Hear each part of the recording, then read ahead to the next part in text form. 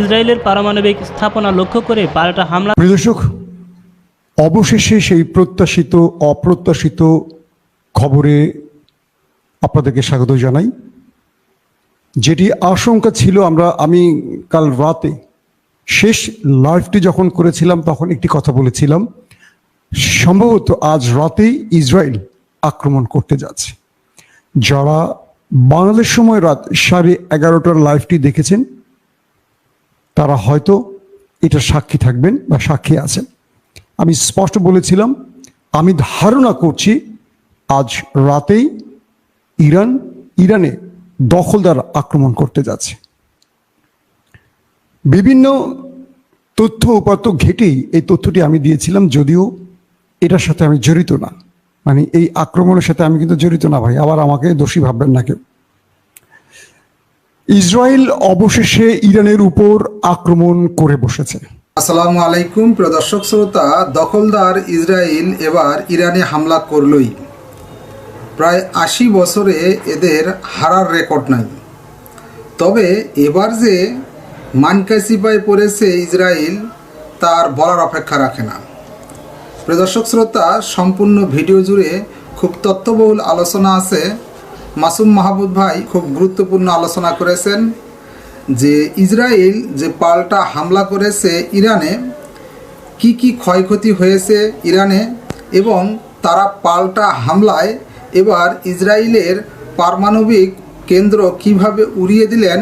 ভিডিওতে থাকতেছে বিস্তারিত। চলুন আমরা ভিডিওতে বিস্তারিত দেখে আসি। প্রিয় দর্শক, অবশেষে সেই প্রত্যাশিত অপ্রত্যাশিত খবরে আপনাদেরকে স্বাগত জানাই। যেটি আশঙ্কা ছিল, আমি কাল রাতে শেষ লাইভটি যখন করেছিলাম তখন একটি কথা বলেছিলাম, সম্ভবত আজ রাতেই ইসরায়েল আক্রমণ করতে যাচ্ছে। যারা বাংলাদেশ সময় রাত 11:30টার লাইভটি দেখেছেন তারা হয়তো এটা সাক্ষী থাকবেন বা সাক্ষী আছেন। আমি স্পষ্ট বলেছিলাম, আমি ধারণা করছি আজ রাতেই ইরানে দখলদার আক্রমণ করতে যাচ্ছে। বিভিন্ন তথ্য উপাত্ত ঘেটেই এই তথ্যটি আমি দিয়েছিলাম, যদিও এটার সাথে আমি জড়িত না। মানে এই আক্রমণের সাথে আমি কিন্তু জড়িত না ভাই, আবার আমাকে দোষী ভাববেন না কেউ। ইসরায়েল অবশেষে ইরানের উপর আক্রমণ করে বসেছে। জি, সঠিক শুনছেন এই তথ্যটি। আজকের ব্রেকিং খবর, বিগ ব্রেকিং খবর, ইসরায়েল ইরানে আক্রমণ করেছে। এ পর্যন্ত আন্তর্জাতিক বিশ্বের যে খবরগুলো, মার্কিন গণমাধ্যম কিংবা ব্রিটিশ গণমাধ্যম কিংবা আদার্স যে গণমাধ্যমগুলো আছে, আন্তর্জাতিক গণমাধ্যম, তাদের প্রত্যেকটি খবরের শিরোনাম ইসরায়েল ইরানে আক্রমণ করেছে। দর্শক, এই আক্রমণটি এতদিন ধরে, গত 5-6 দিন ধরে ইসরায়েল করবে না এরকম একটি দোদুল্যমান অবস্থা ছিল। সর্বশেষ আমরাই আপনাদের খবর দিয়েছিলাম ইসরায়েল আক্রমণ করতে যাচ্ছিল, কয়েক সেকেন্ডেই ইসরায়েল আক্রমণ করত। ঠিক সে সময় জো বাইডেন নেতানিয়াহুকে রেড ফোনে কল দিয়ে সেই হামলাকে স্থগিত করান।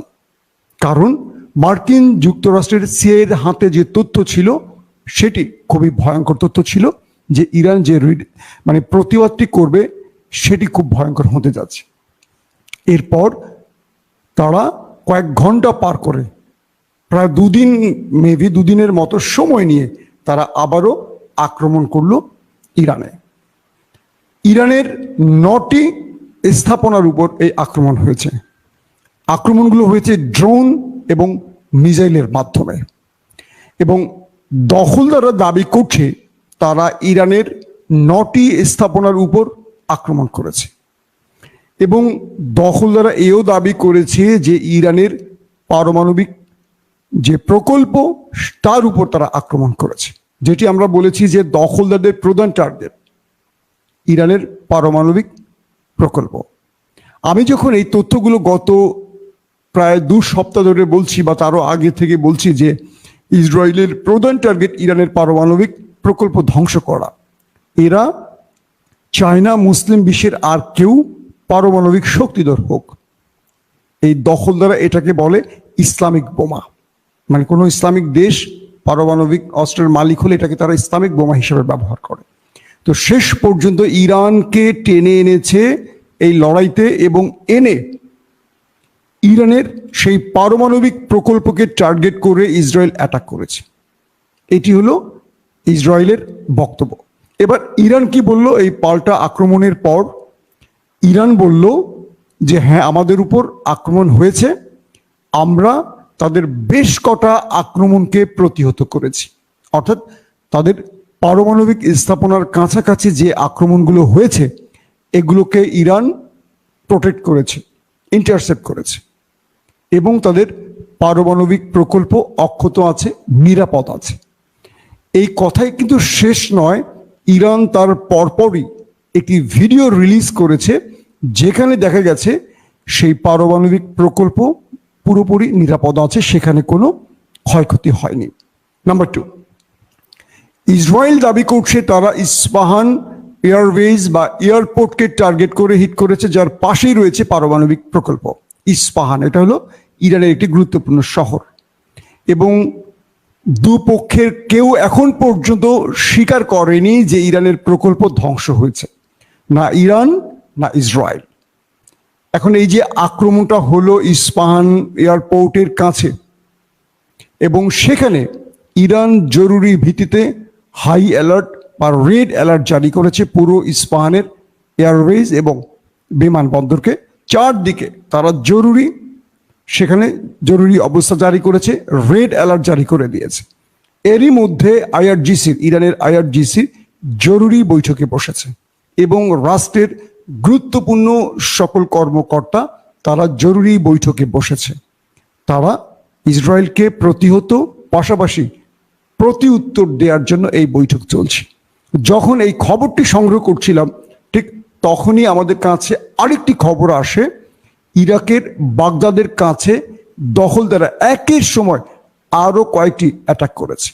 বলা হচ্ছে পুরো বাগদাদ কেঁপে উঠেছে এই আক্রমণে এবং বলা হচ্ছে বাগদাদের রয়েছে ইরাকের বাগদাদে ইরানের একটা বড় প্রক্সি যোদ্ধা বাহিনী রয়েছে যেটার নাম ইসলামিক রেজিস্ট্যান্স এবং সেই আক্রমণে বলা হচ্ছে দখলদারদের পক্ষ থেকে যে একটি গুরুত্বপূর্ণ ভবনে ইরানের অনেক গুরুত্বপূর্ণ সামরিক বিশেষজ্ঞ, উপদেষ্টা, সামরিক কর্মকর্তা, ইসলামিক রেজিস্ট্যান্সের উপরস্থ কর্মকর্তা, কমান্ডার সহ একটা হাই অফিসিয়াল সেখানে বৈঠক করছে এবং এই বৈঠক চলাকালীন সময় সেই ভবনটিকে টার্গেট করে দখলদাররা সেখানে অ্যাটাক করেছে। এখন পর্যন্ত এই বিষয় ইরানের পক্ষ থেকে কোনো বক্তব্য দেওয়া হয়নি এবং ইরান বা ইসলামিক রেজিস্ট্যান্সের সেই গুরুত্বপূর্ণ হাই অফিসিয়ালরা অক্ষত আছেন না শাহাদত বরণ করেছেন তার কোনো তথ্য আমরা এখনো পাইনি।